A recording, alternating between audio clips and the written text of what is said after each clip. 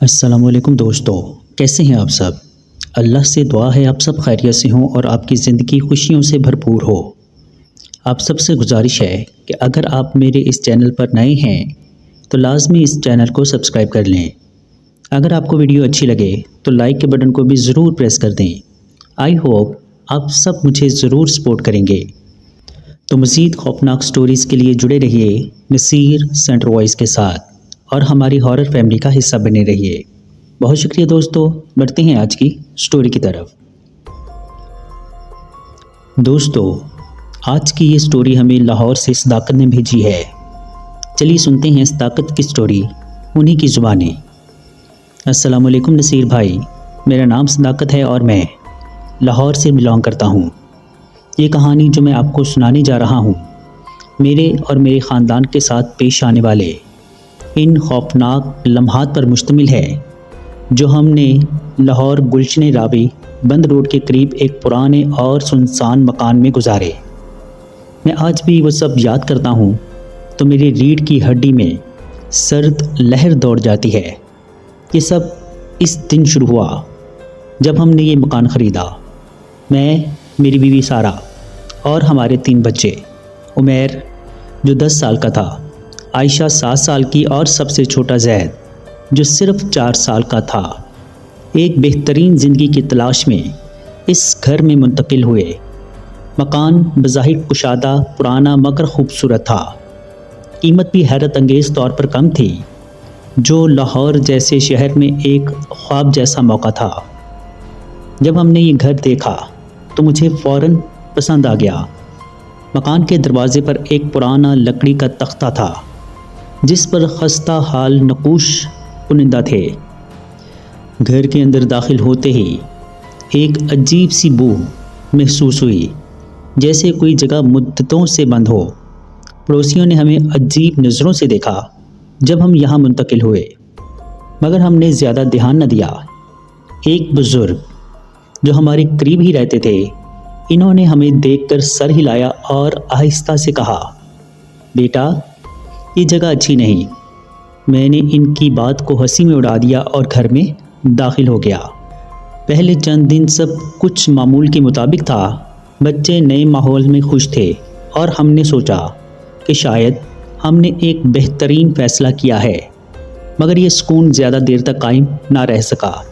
گھر میں شفٹ ہونے کے بعد پہلا دن عام سا گزرا، مگر جیسے ہی رات ہوئی ماحول میں ایک عجیب سی بے چینی چھا گئی۔ سب تھک چکے تھے، اس لیے جلدی ہی سونے کے لیے لیٹ گئے۔ میں اور سارہ نے بچوں کو ان کے کمروں میں سلایا اور خود اپنے کمرے میں آ گئے۔ رات کے تقریباً 12 بجے میری آنکھ کھلی۔ مجھے یوں محسوس ہوا جیسے کوئی مجھے دیکھ رہا ہو۔ میں نے ارد گرد نظر دوڑائی، مگر کمرہ بالکل خالی تھا، خاموشی اور اندھیرے میں ڈوبا ہوا۔ مگر عجیب بات یہ تھی کہ کمرے میں ایک عجیب سی بو تھی، جیسے کوئی پرانی چیز سڑ رہی ہو۔ میں نے سر جھٹک کر دوبارہ آنکھیں بند کر لی، مگر پھر اچانک مجھے اپنے دروازے کے قریب کسی کے ہلنے جلنے کی آواز سنائی دی۔ ایسا لگا جیسے کوئی دبے پاؤں چل رہا ہو۔ میں نے سارہ کو جگانے کے لیے اس کا کندھا ہلایا، مگر وہ گہری نیند میں تھی۔ پھر وہ آواز دوبارہ آئی، مگر اس بار یہ ہمارے بیٹے عمیر کے کمرے کی طرف سے آ رہی تھی۔ میں نے فوراً سے بستر چھوڑا اور دبے قدموں کمرے سے باہر نکلا۔ راہداری میں ایک دھندلی سی روشنی تھی جو شاید کھڑکی سے آ رہی تھی، مگر مجھے یوں محسوس ہو رہا تھا جیسے کوئی سایہ میرے سامنے سے گزرا ہو۔ عمیر کے کمرے کا دروازہ ہلکا سا کھلا ہوا تھا۔ میں نے اندر جھانکا تو میرا دل زور سے دھڑکنے لگا۔ عمیر بستر پر بیٹھا ہوا تھا اور کمرے کے کونے میں اندھیرے میں کوئی کھڑا تھا۔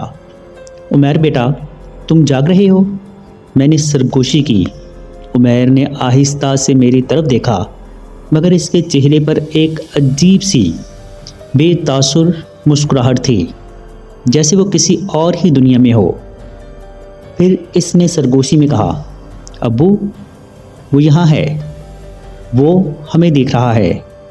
میری ریڑھ کی ہڈی میں سنسنی دوڑ گئی۔ میں نے فوراً کمرے کی لائٹ جلائی مگر وہاں کوئی بھی نہ تھا۔ عمیر نے بے چینی سے ادھر ادھر دیکھا اور بولا، وہ ابھی یہاں تھا ابو، میں جھوٹ نہیں بول رہا۔ میں نے اسے گلے سے لگایا اور تسلی دی، بیٹا یہ تمہارا وہم ہوگا، سو جاؤ، سب ٹھیک ہے۔ میں نے عمر کو لٹا کر کمبل دیا اور واپس اپنے کمرے میں آ گیا، مگر جیسے ہی میں نے دروازہ بند کرنے کے لیے ہاتھ بڑھایا، مجھے راہداری میں ایک سایہ تیزی سے حرکت کرتا ہوا دکھائی دیا۔ وہاں کوئی تھا۔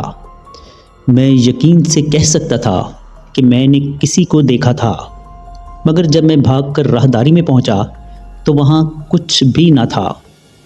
یہ پہلی رات تھی اور میرے اندر کسی اندیکھے خوف نے جگہ بنانا شروع کر دی تھی۔ پہلی رات کے عجیب واقعات کے بعد میں کافی بے چین تھا، مگر میں نے خود کو سمجھایا کہ شاید یہ سب میرا وہم تھا یا عمیر کسی خواب کے زیر اثر باتیں کر رہا تھا۔ اگلا دن بھی معمول کے مطابق گزرا، مگر میرے ذہن میں رات والا واقعہ گھومتا رہا۔ مگر پھر جب رات ہوئی تو ہم سب اپنے اپنے کمروں میں سونے جا چکے تھے۔ گھر میں مکمل خاموشی تھی، بس دور کہیں کتوں کے بھونکنے کی آوازیں آ رہی تھیں۔ میں نے گھڑی پر نظر ڈالی تو رات کا 1 بج رہا تھا کہ اچانک صحن میں کچھ حرکت محسوس ہوئی۔ پہلے تو میں نے نظر انداز کر دیا، مگر جب وہ آواز بار بار آنے لگی تو مجھے لگا جیسے کوئی صحن میں چل رہا ہو۔ میں نے ہلکے سے بستر چھوڑا اور دبے قدموں کھڑکی سے باہر جھانکا، اور جو منظر میں نے دیکھا اس نے میرے ہوش اڑا دیے۔ صحن کی دیوار پر سائے حرکت کر رہے تھے۔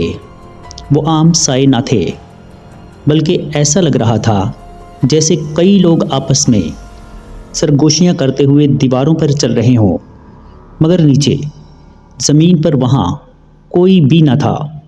میں نے گھبرا کر کھڑکی بند کی اور جلدی سے اپنے بیڈ پر آ گیا، مگر میرے بدن میں جھرجھری سی دوڑ رہی تھی۔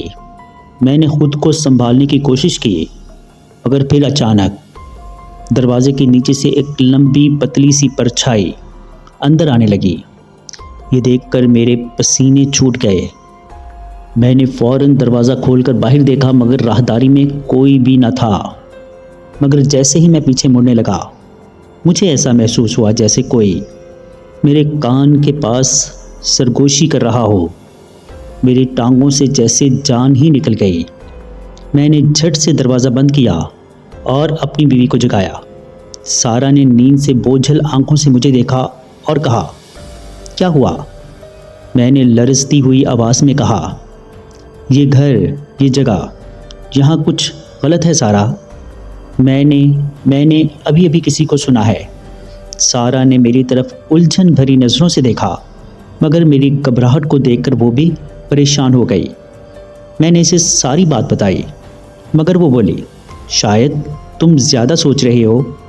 میں جانتا تھا وہ مجھے تسلی دے رہی ہے، مگر میں نے جو کچھ سنا اور جو کچھ دیکھا وہ حقیقت تھی، اور یہ صرف شروعات تھی۔ پچھلی رات کے خوفناک واقعات کے بعد میں مسلسل بے چین تھا، مگر میں نے خود کو سنبھالنے کی کوشش کی اور سوچا کہ شاید سب میرے ذہن کا وہم ہو، مگر جو کچھ اگلی رات ہونے والا تھا وہ میرے اس وہم کو چکنا چور کرنے کے لیے کافی تھا۔ رات کا وقت تھا، بچے اپنے کمروں میں سو چکے تھے، میں اور سارا بھی بستر پر لیٹ گئے۔ میں نے سونے کی کوشش کی، مگر میرے ذہن میں وہ سائے، وہ سرگوشیاں اور دروازے کے نیچے آنے والی پرچھائیں گھوم رہی تھی۔ پھر اچانک خاموشی کو توڑتے ہوئے عمیر کی چیخ سنائی دی۔ میں اور سارا جھٹکے سے اٹھے اور بھاگ کر عمیر کے کمرے کی طرف گئے۔ دروازہ کھولا تو عمیر بیڈ کے کونے میں دبکا ہوا تھا۔ اس کی آنکھیں خوف سے پھیلی ہوئی تھیں۔ کیا ہوا بیٹا؟ میں نے جلدی سے اس کے قریب جا کر پوچھا۔ عمیر کی نظریں کمرے کے فرش پر پڑے اپنے کھلونوں کی طرف تھیں۔ میں نے بھی نظریں گھمائی۔ جو منظر میں نے دیکھا اس نے میرے رونگٹے کھڑے کر دیے۔ فرش پر بکھرے ہوئے کھلونے خود بخود حرکت کر رہے تھے۔ عمیر کا سب سے پسندیدہ کھلونا، ایک سرخ رنگ کی چھوٹی کار، آہستہ آہستہ خود ہی فرش پر چل رہی تھی۔ جیسے کوئی نادیدہ ہاتھ اسے دھکیل رہا ہو۔ ایک ربڑ کی گیند دیوار سے ٹکرا کر خود بخود واپس آ رہی تھی اور ایک ٹیڈی بیئر سیدھا کھڑا تھا، جیسے کوئی اسے سنبھال کر کھڑا کیے ہوئے ہو۔ وہ ہل رہے ہیں ابو، عمر نے کانپتی ہوئی آواز میں کہا۔ میری عقل نے یہ ماننے سے انکار کیا کہ یہ سب خود بخود ہو رہا ہے۔ میں نے فوراً آگے بڑھ کر کھلونوں کو پکڑنا چاہا، مگر جیسے ہی میں نے ٹیڈی بیئر کی طرف ہاتھ بڑھایا، وہ زمین پر دھڑام سے گر گیا، جیسے کسی نے اسے چھوڑ دیا ہو۔ پورا کمرہ ایک دم ٹھنڈا محسوس ہونے لگا۔ میرا سانس پھولنے لگا اور سارا کے چہرے پر بھی خوف عیاں تھا۔ پھر عمیر کی نظریں کھڑکی کی طرف گئیں اور وہ دوبارہ کانپنے لگا۔ ابو، کوئی کھڑکی کے باہر دیکھ رہا ہے۔ میرا دل جیسے حلق میں آ گیا۔ میں نے جھٹ سے کھڑکی کی طرف دیکھا اور وہاں کھڑکی کے باہر ایک دھندلی سی شکل نظر آئی، جیسے کوئی ہم سب کو دیکھ رہا ہو، مگر یہ ناممکن تھا۔ یہ مکان کا دوسرا فلور تھا اور کھڑکی کے باہر کوئی کھڑا نہیں ہو سکتا تھا۔ میں نے ہمت جمع کی اور آگے بڑھ کر پردہ کھینچ دیا۔ جیسے ہی پردہ ہٹا، باہر کچھ بھی نہ تھا، مگر میرا دل کہہ رہا تھا کہ کوئی وہاں ضرور تھا اور وہ ہمیں دیکھ رہا تھا۔ میں نے سارا کو اشارہ کیا کہ بچوں کو اپنے کمرے میں لے چلو۔ سارا نے فوراً عمیر اور باقی بچوں کو اپنے ساتھ لیا اور میں نے آخری بار کھلونوں کی طرف دیکھا۔ سب کچھ خاموش ہو چکا تھا، جیسے کچھ ہوا ہی نہ ہو، مگر میں جانتا تھا کہ یہ کھیل ابھی ختم نہیں ہوا۔ یہ مکان، بچوں کے کھلونوں کا خود بخود حرکت کرنا اور کھڑکی کے باہر کسی کا سایہ دیکھنے کے بعد میرے اندر خوف نے جڑ پکڑ لی۔ میں چاہ کر بھی اس بات کو نظر انداز نہیں کر سکتا تھا کہ اس مکان میں کچھ بہت غلط تھا، مگر میں خود کو سمجھا رہا تھا کہ شاید یہ سب میرا وہم ہو۔ اگلی رات سب کچھ خاموش تھا۔ میں بچوں کے کمروں کا جائزہ لے کر واپس اپنے بیڈ روم میں آیا تو سارا آئینے کے سامنے کھڑی تھی۔ وہ اپنے چہرے کو غور سے دیکھ رہی تھی، جیسے کچھ تلاش کر رہی ہو۔ کیا ہوا؟ میں نے پوچھا۔ سارا نے چونک کر میری طرف دیکھا۔ صداقت، مجھے لگ رہا ہے جیسے یہ آئینہ کچھ عجیب ہے۔ میں نے سر جھٹک کر ہلکی سی مسکراہٹ دی۔ شاید تم بھی زیادہ سوچ رہی ہو، جیسے میں کر رہا تھا۔ سارا نے اس بات میں سر ہلایا اور بیڈ پر آ کر لیٹ گئی، مگر میں آئینے کے پاس گیا اور اس میں خود کو دیکھنے لگا۔ کچھ لمحوں تک تو سب نارمل لگا، مگر پھر میں نے آئینے میں ایک سایہ دیکھا میرے پیچھے۔ میرا دل زور سے دھڑکنے لگا۔ میں فوراً پلٹا، مگر کمرے میں میرے اور سارا کے علاوہ کوئی نہ تھا۔ میں نے سانس بحال کرنے کی کوشش کی اور دوبارہ آئینے میں جھانکا، اور اس بار آئینے میں میرا عکس میری حرکات کی نقل نہیں کر رہا تھا۔ میں نے ہاتھ ہلایا، مگر میرے عکس نے ہاتھ نہیں ہلایا۔ وہ بس مجھے گھور رہا تھا، خوفناک سنجیدہ نظروں سے، جیسے وہ میں نہ ہوں، کوئی اور ہو۔ پھر وہ مسکرایا، مگر یہ میری مسکراہٹ نہ تھی۔ یہ ایک ایسی شیطانی مسکراہٹ تھی جیسے کوئی مجھے چیلنج کر رہا ہو۔ میرے پیروں تلے سے زمین نکل گئی۔ میں نے فوراً آئینے سے نظریں ہٹائی اور پیچھے ہٹا، مگر پھر آئینے سے ایک سرگوشی سنائی دی۔ یہ گھر تمہارا نہیں ہے۔ میرا پورا بدن کانپ اٹھا۔ میں نے فوراً آئینے پر ہاتھ مارا اور دھچکے سے سارا بھی جاگ گئی۔ صداقت، کیا ہوا؟ وہ گھبرا کر بولی۔ میں نے اسے کچھ نہیں بتایا، صرف اتنا کہا، یہ آئینہ، اسے ڈھانپ دو۔ سارا نے سوالیہ نظروں سے مجھے دیکھا، مگر میرے چہرے کی سنجیدگی دیکھ کر کچھ نہ بولی۔ اس نے جلدی سے ایک چادر اٹھائی اور آئینے پر ڈال دی، مگر مجھے معلوم تھا کہ اس سے کچھ فرق نہیں پڑے گا۔ اس مکان میں کچھ تھا اور وہ ہمیں دیکھ رہا تھا۔ ہر وقت آئینے والے واقعہ کے بعد میں تقریباً پوری رات جاگتا رہا۔ میرے ذہن میں وہ لمحہ بار بار گردش کر رہا تھا جب آئینے میں میرے عکس نے مجھے پلٹ کر دیکھا تھا، اور وہ مسکراہٹ اب بھی میرے آنکھوں کے سامنے تھی۔ اگلے دن میں نے فیصلہ کیا کہ اب سارا کو بھی سب کچھ بتا دوں گا، مگر میں نے محسوس کیا کہ وہ خود بھی کچھ پریشان لگ رہی ہے۔ سارا، کیا تم ٹھیک ہو؟ میں نے نرمی سے پوچھا۔ وہ ایک لمحے کے لیے خاموش رہی، پھر بولی، رات جب میں آئینہ ڈھانپ کر سو گئی تو مجھے لگا جیسے کوئی کمرے میں چل رہا ہو۔ میں نے آنکھیں کھولی، تم سو رہے تھے، مگر دروازے کے نیچے سے کسی سائے کی جھلک نظر آئی، جیسے کوئی دروازے کے باہر کھڑا ہو۔ میرے بدن میں جیسے سنسنی دوڑ گئی۔ تم نے دروازہ کھول کر دیکھا؟ میں نے دھیرے سے پوچھا۔ سارا نے نفی میں سر ہلایا۔ نہیں، میں ڈر گئی تھی، مگر مجھے یقین ہے کہ وہاں کوئی تھا۔ میں نے گہری سانس لی اور فیصلہ کیا کہ رات کو میں خود چیک کروں گا کہ یہ سب ہمارا وہم ہے یا واقعی اس گھر میں کچھ ہے۔ گھر میں سب سو چکے تھے، مگر صرف میں جگ رہا تھا۔ گھڑی پر رات کے 12 بج رہے تھے۔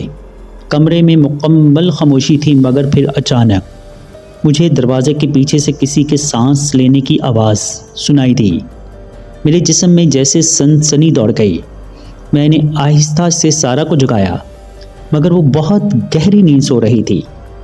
میں نے خود کو ہمت دی اور بستر سے اٹھا۔ جیسے ہی میں نے دروازے کے قریب پہنچا، وہ سانس لینے کی آواز اور زیادہ واضح ہو گئی۔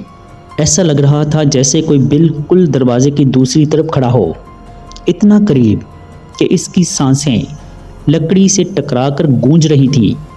میرا دل تیزی سے دھڑکنے لگا۔ میں نے ہلکے ہاتھ سے دروازے کے ہینڈل کو پکڑا اور ایک جھٹکے سے کھول دیا، مگر باہر کچھ بھی نہ تھا۔ سناٹا، بس ایک گہرا سناٹا۔ میں نے راہداری میں نظر دوڑائی، مگر سب کچھ نارمل لگ رہا تھا۔ مگر جیسے ہی میں واپس پلٹنے لگا، میری نظریں سیڑھیوں کے قریب رک گئیں۔ وہاں سیڑھیوں کے سائے میں ایک شخص کھڑا تھا۔ وہ ایک جگہ بالکل ساکت کھڑا تھا، جیسے مجھ پر نظر رکھے ہوئے ہو۔ میں نے آنکھیں جھپکی، مگر وہ ابھی بھی وہی تھا۔ کون ہو تم؟ میں نے کانپتی ہوئی آواز میں کہا، مگر کوئی جواب نہ آیا۔ مگر وہ شخص ایک قدم آگے بڑھا۔ اب میں اس کا چہرہ واضح دیکھ سکتا تھا۔ وہ ایک بوڑھا آدمی تھا۔ اس کے بال بکھرے ہوئے تھے اور اس کی آنکھیں گہری سیاہ تھیں، بہت زیادہ سیاہ، جیسے ان میں کوئی زندگی نہ ہو۔ پھر وہ مسکرایا، وہی شیطانی مسکراہٹ جو میں نے آئینے میں دیکھی تھی۔ میرے قدم خود بخود پیچھے ہٹنے لگے۔ میری سانس اٹک رہی تھی اور جسم پسینے سے بھیگ چکا تھا۔ میں نے ہمت کر کے لائٹ کا بٹن دبایا، مگر جیسے ہی روشنی ہوئی، وہ شخص غائب ہو گیا۔ میں جانتا تھا وہ حقیقت میں تھا۔ وہ ہمیں دیکھ رہا تھا، وہ ہم سے کھیل رہا تھا۔ میں نے تیزی سے دروازہ بند کیا اور بستر پر آ کر بیٹھ گیا۔ میرا دل بے قابو دھڑک رہا تھا۔ میں نے سارا کو جگانے کی کوشش کی، مگر میں جانتا تھا کہ اسے پریشان کرنے کا کوئی فائدہ نہ تھا۔ میں نے دروازے کی دراز کے نیچے آخری بار جھانکا اور میرا سانس رک گیا۔ وہاں سے سائے کی ایک جھلک گزری۔ وہ اب بھی وہی تھا۔ رات دروازے کے پیچھے کھڑا شخص کا سامنا کرنے کے بعد میں پوری طرح جاگتا رہا، مگر مجھے اب یقین ہو چلا تھا کہ اس مکان میں ہم اکیلے نہ تھے، کوئی اور بھی تھا، اور وہ جو کوئی بھی تھا وہ ہمیں دیکھ رہا تھا، ہمارا پیچھا کر رہا تھا۔ اگلے دن سارا نے محسوس کیا کہ میں بے حد پریشان ہوں۔ تم نے رات کو پھر کچھ دیکھا ہے نا؟ اس نے دھیرے سے پوچھا۔ میں نے سچ بتانے کا فیصلہ کیا۔ ہاں، میں نے دروازے کے باہر کسی کو دیکھا تھا، اور وہ سیڑھیوں کے پاس کھڑا مجھے دیکھ رہا تھا۔ سارا کا چہرہ زرد ہو گیا۔ یہ سب ہمیں یہاں سے جانے کا اشارہ دے رہے ہیں۔ میں نے گہری سانس لی۔ ابھی نہیں سارا، میں جاننا چاہتا ہوں کہ آخر یہ سب ہو کیا رہا ہے۔ اس رات میں نے فیصلہ کیا کہ مکان کے باقی حصوں کا بھی معائنہ کروں گا، خاص طور پر چھت کو، جہاں سے اکثر عجیب سی آوازیں آتی تھیں۔ رات گہری ہو چکی تھی جب مجھے چھت سے کسی کے چلنے کی آواز آئی۔ وہ قدم بہت ہلکے تھے، جیسے کوئی دبے پاؤں چل رہا ہو۔ میں نے آہستہ سے اپنا دروازہ کھولا اور سیڑھیوں کی طرف بڑھا۔ جیسے جیسے میں اوپر جا رہا تھا، قدموں کی آواز رک گئی۔ میرا دل دھڑک رہا تھا۔ میں نے چھت کا دروازہ کھولا اور باہر قدم رکھا۔ وہاں کوئی نہ تھا، خاموشی، بس ایک گہری موت جیسی خاموشی۔ پھر سرگوشیاں شروع ہوئیں۔ وہ سرگوشیاں بہت ہی مدھم تھیں، جیسے بہت سے لوگ بیک وقت کچھ کہہ رہے ہوں۔ میں نے ارد گرد دیکھا مگر وہاں کوئی بھی نظر نہیں آ رہا تھا، مگر آوازیں آ رہی تھیں، دیواروں سے، زمین سے، ہوا سے۔ یہ ہمارا ہے، چلے جاؤ، یہاں مت رکو۔ میرا دل دہل گیا۔ یہ الفاظ کسی انسان کے نہیں تھے، یہ سرد بے جان آوازیں تھیں، جیسے کہیں بہت دور سے آ رہی ہوں۔ پھر اچانک ایک عجیب سی حرکت میرے سامنے ہوئی۔ چھت کے ایک کونے میں پڑی پرانی کرسی خود بخود ہلنے لگی، جیسے کوئی اس پر بیٹھا ہو مگر نظر نہ آ رہا ہو۔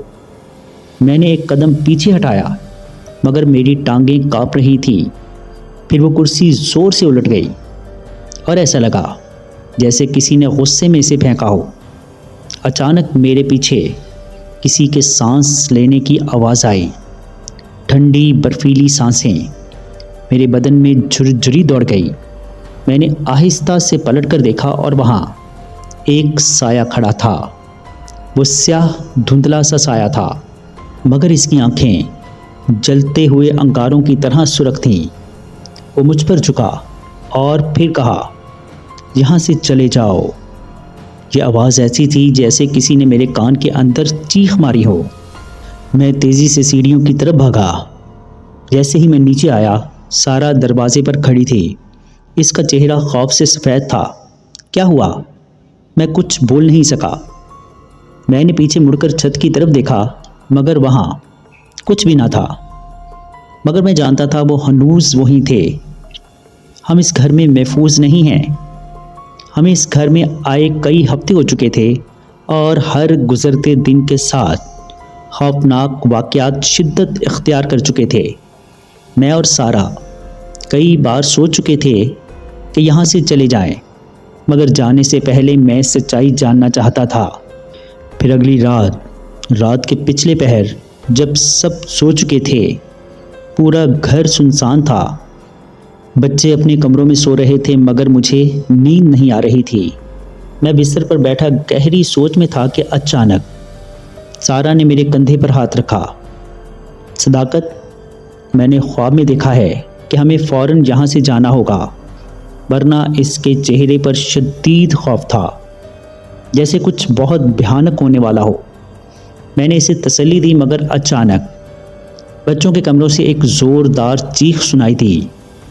ہم دونوں دیوانہ وار بھاگے، کمرے کا دروازہ کھولا تو ہماری بیٹی صبا کانپ رہی تھی۔ وہ آدمی، وہ میرے بستر کے پاس کھڑا تھا۔ اس نے سسکیاں لیتے ہوئے کہا۔ میرے بدن میں خوف کی ایک لہر دوڑ گئی۔ میں نے جلدی سے کمرہ دیکھا مگر وہاں کوئی نہ تھا۔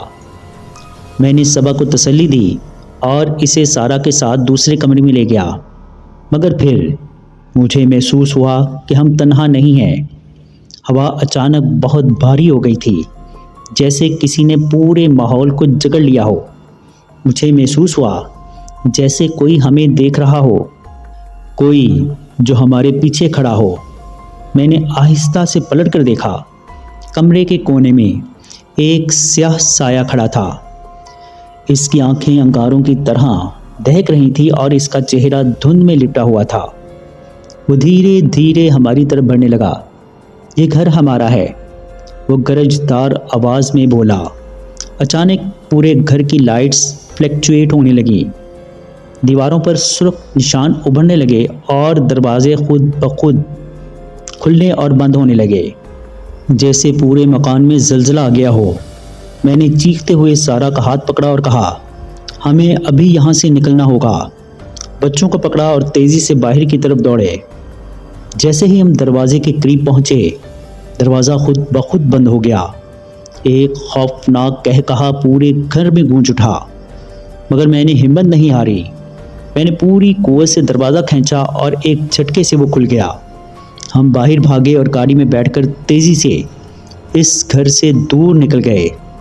جب میں نے آخری بار پیچھے مڑ کر دیکھا تو وہی سایہ ہمیں گھر کے دروازے سے دیکھ رہا تھا۔ ہم اس گھر کو چھوڑ کر اپنے والدین کے پاس چلے گئے۔ کئی دن تک ہم شدید صدمے میں تھے۔ سارا بچوں کو سنبھالتی رہی، مگر میں اس گھر کے بارے میں سچ جاننے کے لیے بے چین تھا۔ میں نے علاقے کے ایک بزرگ سے ملاقات کی۔ جب میں نے اس مکان کا ذکر کیا تو انہوں نے مجھے کہا، بیٹا تمہیں وہاں نہیں جانا چاہیے تھا، وہ گھر اسیب زدہ ہے۔ برسوں پہلے وہاں ایک شخص نے پورے خاندان کو بے دردی سے قتل کر دیا تھا اور پھر خودکشی کر لی تھی۔ ان کی روحیں آج بھی وہیں بھٹک رہی ہیں۔ جو بھی وہاں جاتا ہے وہ ان کے عذاب کا شکار ہو جاتا ہے۔ یہ سب سن کر میرا دل دہل گیا۔ میں نے ان سے پوچھا، کیا اب بھی وہاں کوئی رہتا ہے؟ بزرگ نے کہا، سوائے ان سایوں کے اور کوئی نہیں رہتا۔ میں نے فیصلہ کیا میں اس گھر کے قریب کبھی نہیں جاؤں گا۔ بہت شکریہ صداقت بھائی، آپ نے اپنی سٹوری ہمارے ساتھ شیئر کی۔ تو دوستو بڑھتے ہیں آج کی دوسری سٹوری کی جانب۔ دوستو یہ سٹوری ہمیں وسیم خان نے اسلام آباد سے بھیجی ہے۔ چلیے سنتے ہیں وسیم خان کی سٹوری انہی کی زبانی۔ السلام علیکم نصیر بھائی، میرا نام وسیم ہے اور میرا تعلق اسلام آباد سے ہے۔ یہ واقعہ جو میں آپ کو بتانے جا رہا ہوں کئی سال پہلے پیش آیا، جب میں ابھی پیدا بھی نہیں ہوا تھا۔ میری والدہ نے یہ قصہ مجھے خود سنایا اور ان کے لہجے میں آج بھی وہی خوف اور حیرت تھی جو انہوں نے اس رات محسوس کی۔ ہم ایک بڑے اور خوبصورت گھر میں رہتے تھے جو والد صاحب نے خود ڈیزائن کیا تھا۔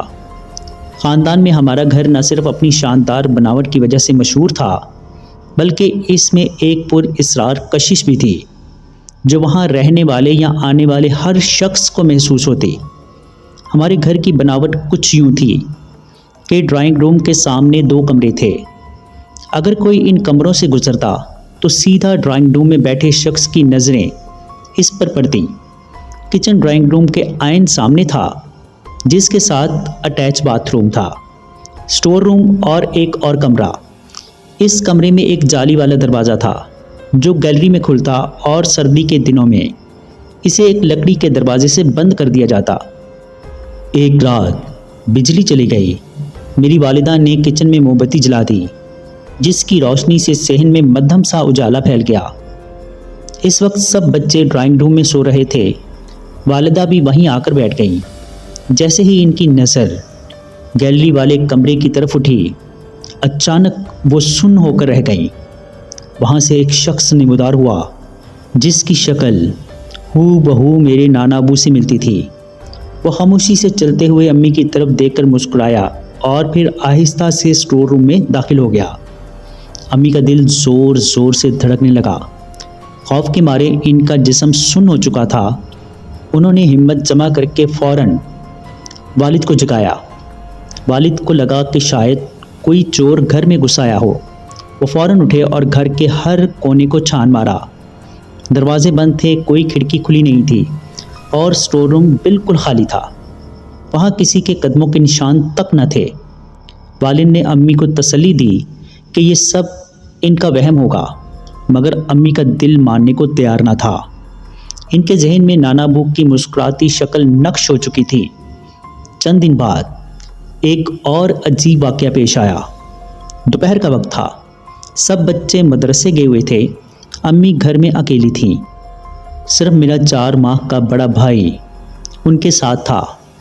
امی بھائی کو سلاتے سلاتے خود بھی نیند کی آغوش میں چلی گئیں۔ نیند میں انہوں نے ایک خواب دیکھا۔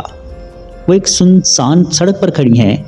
اچانک کوئی شخص ان کے پاس آتا ہے اور گھبرائی ہوئی آواز میں کہتا ہے، رافعہ، میری بڑی بہن کو کوئی اپنے ساتھ لے جا رہا ہے۔ امی خوف زدہ ہو کر ادھر ادھر دیکھتی ہیں اور اچانک ان کی نظر سامنے جاتی ہے۔ رافعہ واقعی کسی کے ساتھ جا رہی تھی، مگر یہ کون تھا؟ امی نے دوڑ کر اس شخص کا راستہ روکا۔ وہ شخص آہستہ سے مڑا اور جب امی نے اس کا چہرہ دیکھا تو ان کی سانسیں رک گئی۔ یہ وہی نورانی چہرہ تھا جو انہوں نے چند راتیں پہلے دیکھا تھا۔ وہ بزرگ ان کو دیکھ کر مسکرا رہے تھے۔ ان کی آنکھوں میں ایک عجیب سی روشنی تھی، جیسے کوئی راز چھپا ہو، اور جیسے ہی ان کی آنکھ کھلی وہ حیرت اور خوف کے عالم میں رہ گئیں۔ وہی بزرگ ان کے سامنے کھڑے مسکرا رہے تھے۔ امی کے ہاتھ پاؤں کانپنے لگے۔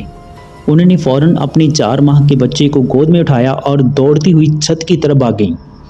وہ چھت پر بیٹھ کر روتی رہیں، یہ سمجھنے کی کوشش کرتی رہیں کہ یہ کیا ماجرا تھا، کیا یہ کوئی واقعی خواب تھا یا حقیقت۔ جب شام کو بچے واپس آئے تو امی نے انہیں فوراً ساتھ لیا اور دادی کے گھر چلی گئی۔ وہ رات وہاں گزاری اور جب تک والد صاحب گھر نہیں لوٹے تب تک واپس جانے کی ہمت نہ ہوئی۔ امی کی وہ خوف زدہ رات گزر چکی تھی، مگر ان کے دل و دماغ پر اس واقعہ کے اثرات نقش ہو چکے تھے۔ وہ اکثر گہری سوچ میں پڑ جاتی، جیسے کسی اندیکھی حقیقت کو سمجھنے کی کوشش کر رہی ہوں۔ نانا ابو کی شبیہ، ان کی مسکراہٹ، وہ چمکتی ہوئی آنکھیں، یہ سب چیزیں امی کو بار بار یاد آتی تھیں۔ اس واقعہ کے کچھ ہی دن بعد گھر میں اور بھی عجیب چیزیں ہونے لگیں۔ ایک رات سب لوگ سو رہے تھے جب اچانک باورچی خانے سے برتن گرنے کی آواز آئی۔ امی اور ابو جاگ گئے۔ ابو نے جا کر دیکھا، مگر باورچی خانے میں سب کچھ اپنی جگہ پر تھا، کوئی برتن نہیں گرا تھا۔ یہ پہلا موقع نہیں تھا۔ امی نے کئی بار محسوس کیا کہ جیسے کوئی ان کے پیچھے کھڑا ہو، جیسے کوئی انہیں دیکھ رہا ہو۔ کبھی کبھار رات کے وقت جب سب سو رہے ہوتے تو انہیں ایسا محسوس ہوتا جیسے کوئی دبے پاؤں چل رہا ہو۔ ایک دن میری بڑی بہن رافعہ صحن میں کھیل رہی تھی جب اچانک وہ زور سے چیخ پڑی۔ امی دوڑتی ہوئی آئیں تو دیکھا کہ رافعہ سہم کر ایک کونے میں کھڑی تھی۔ کیا ہوا؟ امی نے گھبرا کر پوچھا۔ رافعہ کی زبان لڑکھڑا رہی تھی، آنکھیں خوف سے پھیلی ہوئی تھیں۔ امی، وہ وہاں سیڑھیوں کے پیچھے کوئی تھا۔ امی نے سیڑھیوں کے پیچھے دیکھا، مگر وہاں کوئی نہ تھا۔ انہوں نے رافعہ کو تسلی دی، مگر ان کے دل میں ایک عجیب سی بے چینی تھی۔ ایک رات جب سب لوگ گہری نیند میں تھے، امی کی اچانک آنکھ کھل گئی۔